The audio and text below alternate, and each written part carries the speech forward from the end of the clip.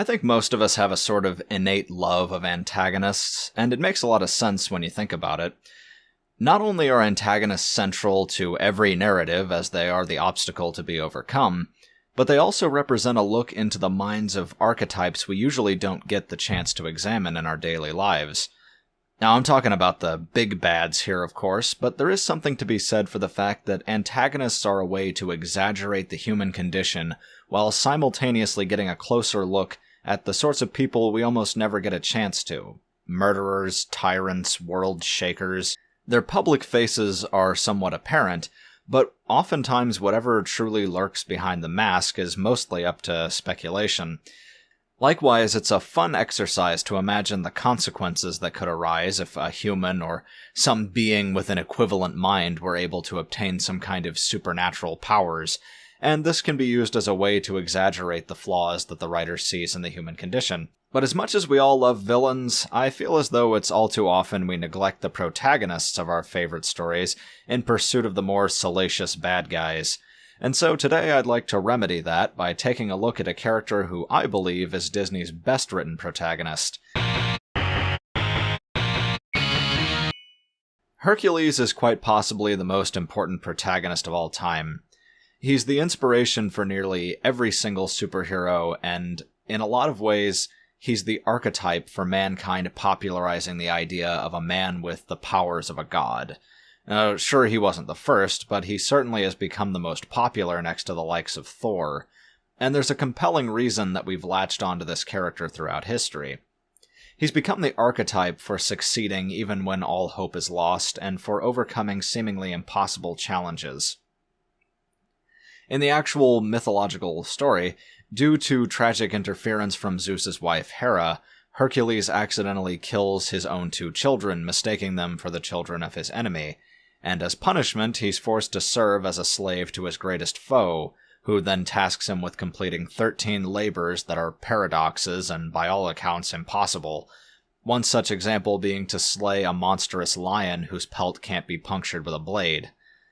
But even still, through raw determination, Hercules not only completes the task, but he also manages to overcome his foe despite being set on a path that seemed insurmountable.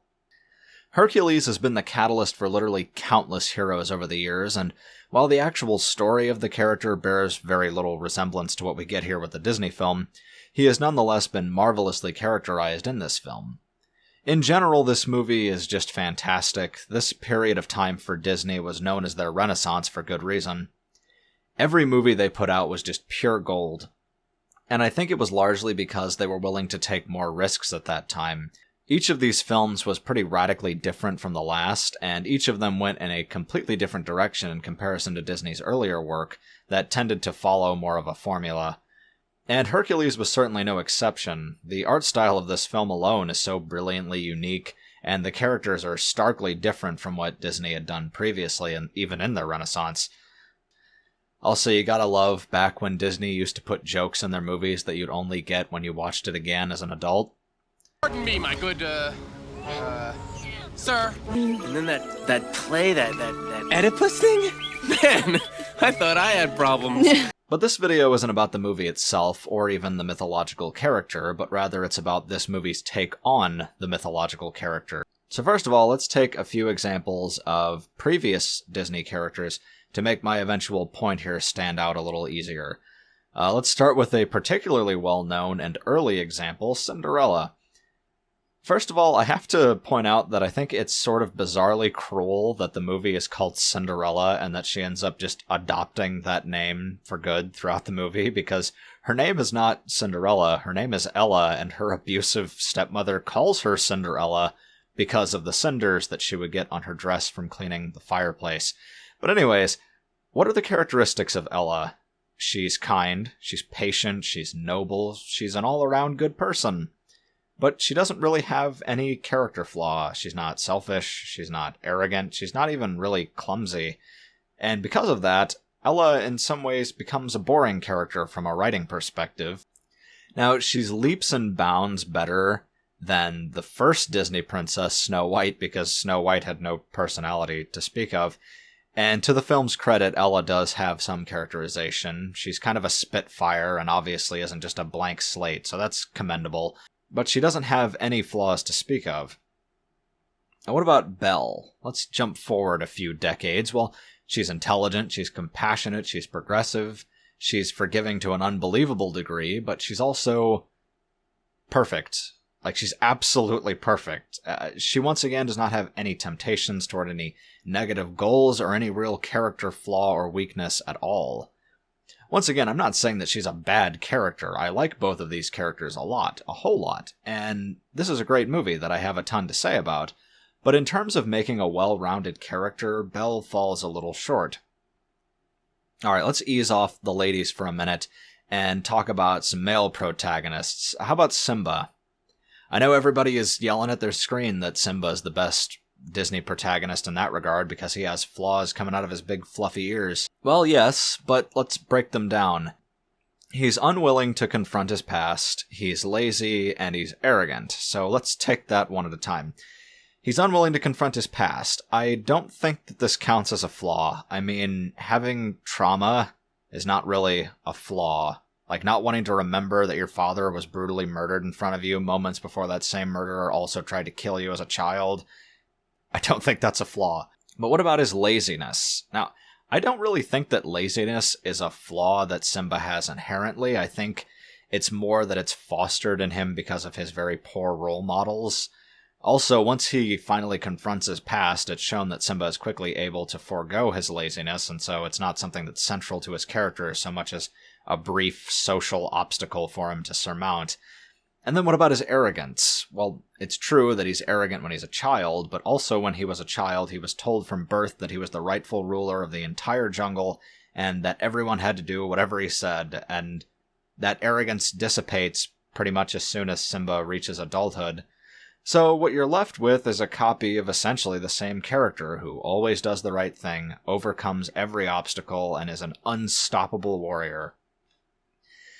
So let's do another one, Quasimodo. Now, it's true that Quasimodo is jealous of Phoebus because Esmeralda loves him, but he never lets that jealousy tempt him into doing anything to harm Phoebus, and in general, Quasimodo is kind, well-mannered, wise, forgiving. He even forgives Frollo after everything he had done to him, not limited to killing thousands of his people, trying to kill him as a newborn, nearly burning his friend to death, and nearly beheading his other friend on top of abusing him for 20 years. When Frollo tries to stab him to death, Quasi refuses to even kill him out of self-defense. And so we're left with, once again, a virtuous and perfect character. So how do you amend this? Well, Hercules has the answer. So what typifies Hercules? Well, he is indeed very kind, very honorable, and very, very stupid. He's as dumb as a rock. Hercules is probably the dumbest Disney hero of all time. And that's why I love him. Come on, kid, concentrate! Use your head!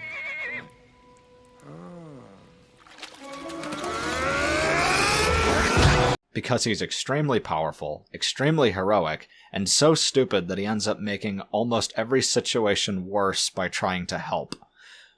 Hercules has the best intentions, but his approach of acting first and not thinking ever makes him a hilariously ineffective hero. And because of his clumsiness and lack of forethought, every aspect of Hercules' journey is plagued by this constant mess that he leaves behind. But this helps to make him both a more fun character and also a more well-rounded one, especially due to my next point, because his clumsiness and stupidity are weaknesses, but they are sort of symptoms of his true flaw. See, Hercules' actual main flaw is his complete lack of wisdom of any kind, and that serves as the main conflict throughout the story.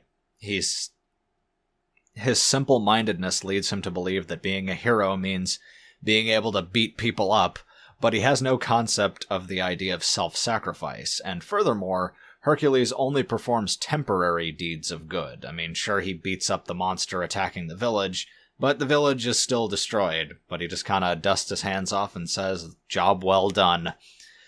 And throughout the story, what makes his writing particularly fascinating to me is the fact that he overcomes his lack of wisdom, but he still remains the same goofy dunce he always was. Although he learns throughout his journey, his weakness isn't ever fully overcome, and that makes his character unique. The story doesn't end with him being perfect, he's just a slightly better version of who he was at the start. There are great subtleties throughout the film that showcase the idea that his greatest weakness is his dim-wittedness, and this is probably my favorite. No. I'm afraid I'm fit as fiddle. Wonder Boy, you are perfect. Thanks. Whoops. After proclaiming that he's in perfect physical condition and has no weaknesses, the clumsy oaf breaks a statue while trying to skip stones, showcasing his total lack of awareness at the irony and also the fact that his weakness isn't physical but mental. I love it. And so, even though I haven't just outright said it, I might as well now, I do believe that the reason that Hercules is Disney's best protagonist is because he's flawed in such a way that the audience can still look up to him as an idol. He seems more like a real person because of that, but not too much like a real person, like another example I'm going to get into in a minute. Probably my favorite example, though, of how Hercules has to ultimately overcome his greatest flaw is in the fact that although he fights Hades as his final bad guy, so to speak, it's only one punch that knocks him out, whereas the true final challenge for Hercules is in his fight with Polyphemus. After Hercules' powers are taken away from him, he has to fight someone who is sort of a dark reflection of himself. Polyphemus is incredibly strong, but incredibly stupid. Hercules is able, however, to defeat Polyphemus not because of his strength, but because of his raw determination after having seen the person that he loves in danger. And I think that's very clever because in the end, Hercules has to fight the embodiment of his greatest weakness while using his greatest strength. It's important, at least to me, that characters aren't stagnant, but also showcase the flaws that every human has, because otherwise they cease to be relatable in any way. And no person on this earth is perfectly kind, moral, upstanding, honest, and brave all the time. And so it sets a more realistic standard, especially for younger audiences, of what to expect not only from real-life heroes, but also from themselves. But as I said, you don't want to delve too much into the moral gray area for cartoon protagonists in terms of flaws, because then you end up with Judy Hopps, a character who, not once, not twice, but 3 times allows criminals to go free simply because they helped her investigation. And not just Nick, who's a huckster and a thief, and not just Duke, who was also a thief, but she literally lets this guy off the hook who is a literal mobster that tried to murder her and her friend simply because he offered her some help. So this character gives you the message that it's okay for the police to be in bed with criminals and to break the law, just so long as they claim it's for the greater good. And that makes Judy Hopps the worst Disney protagonist of all time, because not only does she do that, but she also uses blackmail and violations of the Sixth Amendment of the Constitution to force someone to help her in her investigation, and she also helps to make a lifelong criminal into a police officer. And then the film ends on a positive note where they let someone go for speeding and endangering the lives of pedestrians just because they're friends with him. Good old boys club at its finest. I hate this movie. I'll return to this movie. But for now, if you like this video, give it a like or dislike it if you didn't like it, and subscribe for more. That's all for now.